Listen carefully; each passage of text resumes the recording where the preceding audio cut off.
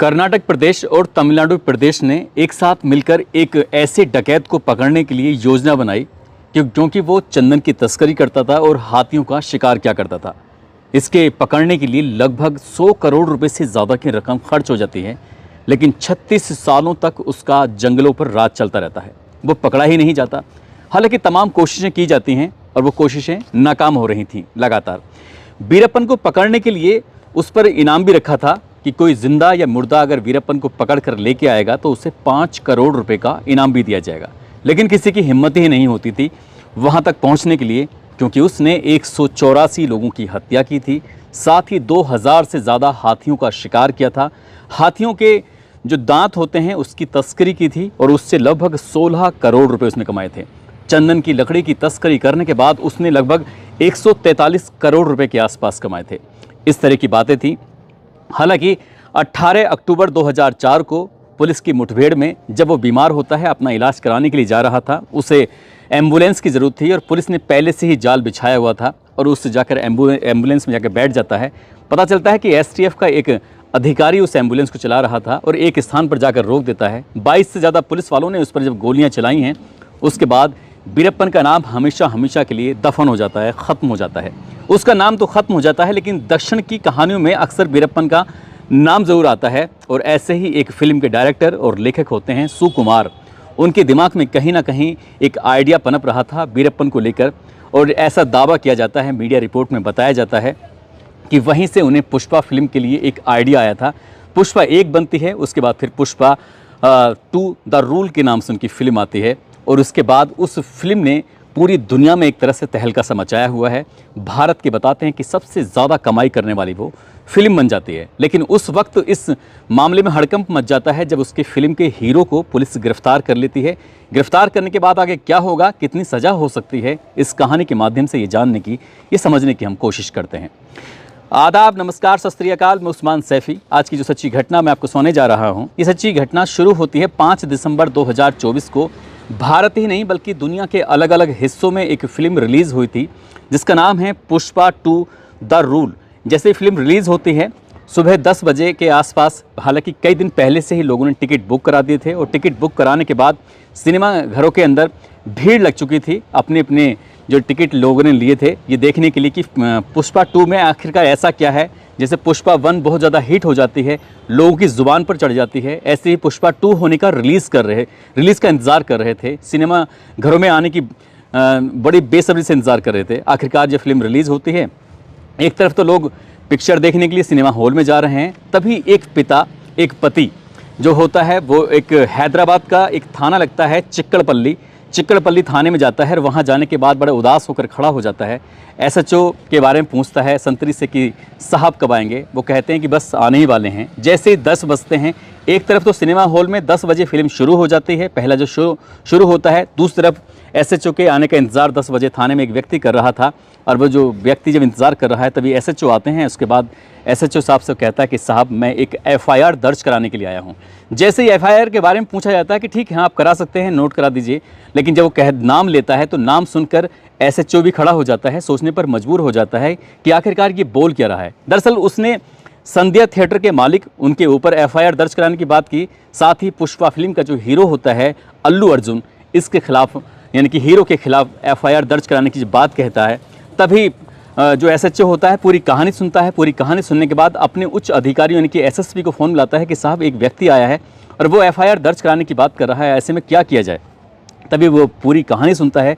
SSP ने कहा कि ठीक है, अगर वो शिकायत लेकर आया है, उसकी शिकायत में अगर पुख्ता जानकारी है तो कोई दिक्कत नहीं है, एफआईआर करिए, जांच करिए, जांच के बाद जो भी स्पष्ट हो सकेगा उसके बाद अपनी कार्रवाई करना। अब जैसे ही तहरीर मिलती है, उस तहरीर के आधार पर पता चलता है कि एक दिन पहले यानी कि 4 दिसंबर 2024 को की रात लगभग 9:30 बजे के आसपास का वाक़या रहा होगा। पुष्पा 2 द रूल फिल्म का जो स्क्रीनिंग चल रही थी, तो स्क्रीनिंग ये संध्या थिएटर जो कि हैदराबाद में लगता है, वहाँ पर स्क्रीनिंग चल रही थी। बड़ी संख्या में जो दर्शक थे, देखने वाले, वो आए हुए थे। इसी बीच में अचानक ही वहाँ पता चलता है कि कुछ सुरक्षा गार्ड जो थे वो अचानक दिखाई देते हैं और किसी की जब नज़र पड़ती है, क्योंकि वो व्यक्ति पहचानता था कि ये गार्ड किसी और के नहीं बल्कि जो पुष्पा फिल्म का हीरो है अल्लू अर्जुन, ये तो उनके गार्ड हैं। बस उसका शोर मचाना था, जैसे उसने कहा कि अल्लू अर्जुन भी यहाँ आ चुके हैं, जबकि यहाँ उनके आने की ना कोई खबर थी, ना कोई सूचना थी, ना कोई किसी तरह की कोई प्लानिंग थी। और अचानक ही संध्या थिएटर के अंदर जैसे सुरक्षा गार्ड दिखाई देते हैं, तभी पता चलता है कि अल्लू अर्जुन भी तो वहाँ पर आ चुके हैं। जितनी भी भीड़ वहाँ पर थी, और ये सुनने के बाद आसपास के लोग भी तत्काल प्रभाव से वहाँ पर पहुँच जाते हैं। भगदड़ मच जाती है, और भगदड़ कुछ इस तरह से मचती है कि एक महिला होती है, उस महिला का नाम रेवती होता है, जिसकी उम्र लगभग 35 साल के आसपास होती है। छोटा सा उसके पास एक बालक होता है जिसका नाम तेज होता है। वो उस भीड़ में, जो फिल्म की स्क्रीनिंग चल रही थी, स्क्रीनिंग के दौरान जब भगदड़ मचती है, तो उस महिला, कभी कोई उसके ऊपर कदम रखता है तो कोई बच्चे को कुचलने की कोशिश कर रहा था, तो महिला का दम घुटता है, और दम घुटने के बाद उसकी हालत इतनी ज़्यादा ख़राब हो जाती है, जो उसका बेटा तेज होता है उसकी भी हालत ख़राब हो जाती है। अब यहाँ से भीड़ छटती है, तब पता चलता है कि एक बालक और एक उसकी माँ दोनों ज़मीन पर बेहोशी जैसी हालत में पड़े हुए हैं। तत्काल उनको नज़दीकी हॉस्पिटल लेके जाते हैं, और जैसे ही हॉस्पिटल लेके जाते हैं तो डॉक्टर इलाज करना शुरू कर दें। पता चलता है कि माँ यानी कि रेवती की तो मौत हो चुकी है, लेकिन बालक अभी ठीक है। बालक का उपचार होता है, वो तो ठीक हो जाता है, और जैसे ही उसके पति को इस बात का पता चलता है, तो उसके पति का रो रो कर बुरा हाल हो जाता है। वो सोचने पर मजबूर हो जाता है कि आखिरकार करे तो क्या करे।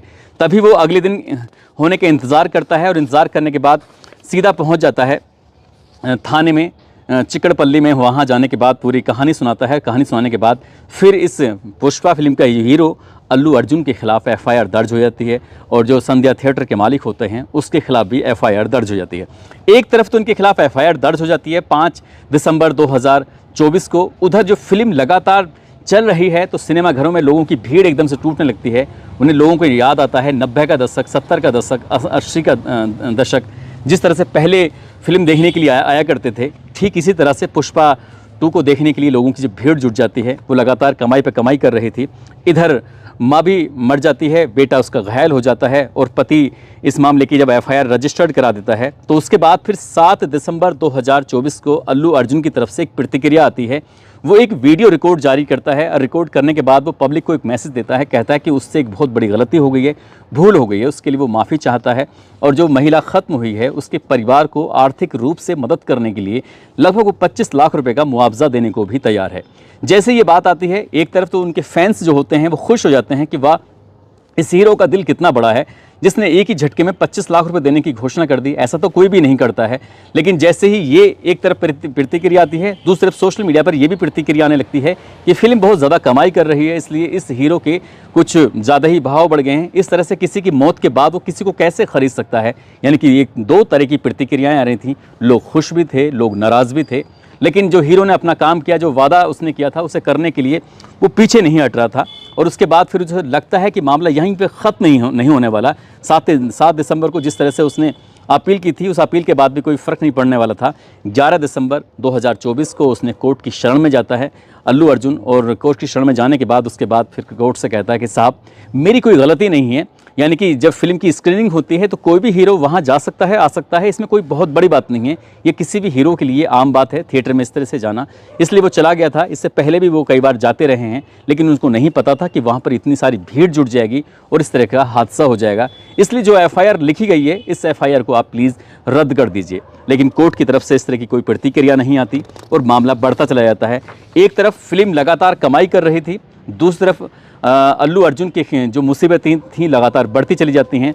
12 दिसंबर 2024 को अल्लू अर्जुन की जो फिल्म थी लगभग 7 दिन में 1000 करोड़ रुपए से ज़्यादा की रकम कमा चुकी थी। और इसी बात की खुशी जाहिर करने के लिए पुष्पा की टीम सीधा साउथ से दिल्ली पहुंचती है। और दिल्ली आने के बाद ये एक प्रेस कॉन्फ्रेंस करते हैं, और प्रेस कॉन्फ्रेंस करने के बाद ये खुशी जाहिर करते हैं, पार्टी मनाते हैं।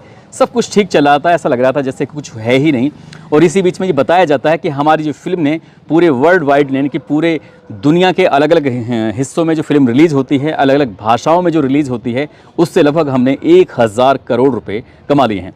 वो कमाई का अभी जश्न ही मना रहे थे, अपने अपने घर पहुँचे थे। 13 दिसंबर 2024 को दोपहर का समय था।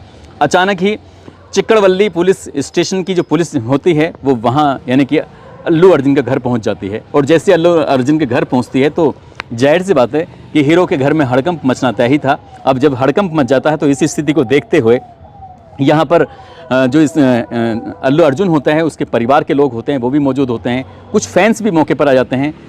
और इस बीच में जो पुलिस वाले होते हैं अल्लू अर्जुन को गिरफ्तार करने के लिए कहते हैं कि हम आपको फला मामले में आपको गिरफ्तार करने के लिए आए हैं, और जैसे ही गिरफ्तार होने की बात आती है तो ये मामला सोशल मीडिया पर बहुत तेज़ी के साथ वायरल होने लगता है। जो वहाँ पर मौके पर लोग मौजूद होते हैं वो वीडियो बना रहे थे, और जब वीडियो बनाई जा रही थी तो इसी वक्त वीडियो बनाते बनाते वो सोशल मीडिया पर बहुत तेज़ी के साथ वायरल होने लगती है। एक तरफ फैंस को ये बात पता चल जाती है कि अल्लू अर्जुन की गिरफ्तारी हो जाती है, और जब गिरफ्तारी वाली बात आ रही थी तो इसी बीच में पुलिस की गाड़ी होती है, पुलिस की गाड़ी में उनको बिठाया जाता है। बिठाने के बाद पुलिस वाले उनके साथ लेके अपने चले जाते हैं, और सोशल मीडिया पर बस यही खबर पूरे दिन चलती रहती है 13 दिसंबर 2024 को कि जो साउथ के हीरो हैं अल्लू अर्जुन, जिनकी वजह से पूरी फिल्मी दुनिया में एक नया काम हुआ है, क्योंकि इससे पहले शायद इतने बड़े लेवल पर इतने कम समय में किसी फिल्म ने आज तक कमाई नहीं की है। इन्होंने पूरे भारत में एक रिकॉर्ड बनाया है, और उनके चाहने वालों की संख्या लगातार बढ़ जाती है। और जैसे ही उनकी गिरफ्तारी की सूचना मिलती है तो जो उनके फैंस होते हैं वो सोचने पर मजबूर हो जाते हैं कि आखिरकार अब क्या होगा। दरअसल जब हमने इस पर रिसर्च किया तो BNS यानी कि भारतीय न्याय संहिता की धारा 118(a) के तहत यदि ये दोषी पाए जाते हैं तो इनको 3 साल की सज़ा हो सकती है, साथ ही 20,000 रुपये का जुर्माना हो सकता है।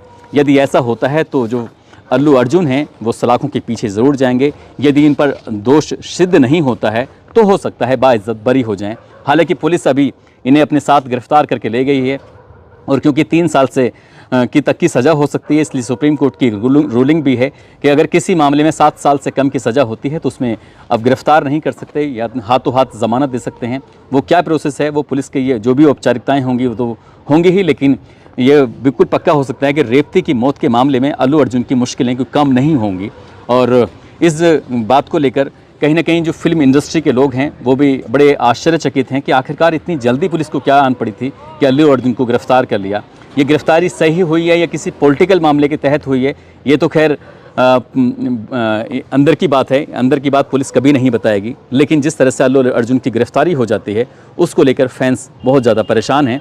आगे क्या होगा क्या नहीं होगा उसके बारे में कुछ कहा नहीं जा सकता। दोस्तों, इस पूरे घटनाक्रम को सुनाने का उद्देश्य किसी को परेशान करना नहीं है, किसी का दिल दुखाना नहीं है, बल्कि आपको जागरूक करना है, आपको सचेत करना है। आदमी चाहे कितना भी बड़ा क्यों ना हो जाए, चाहे वो देश का राष्ट्रपति ही क्यों ना हो, प्रधानमंत्री ही क्यों ना हो, या फिर बहुत बड़ी हस्ती ही क्यों ना हो, जो संविधान के अंदर जो नियम कानून बनाए गए हैं वो सभी के लिए समान हैं। इस घटनाक्रम से ये भी हमें एक सीख मिलती है। इसलिए कोई भी कदम उठाने से पहले कुछ सोचना ज़रूर चाहिए, चाहे आप किसी भी ओहदे पर क्यों ना पहुँच जाएँ।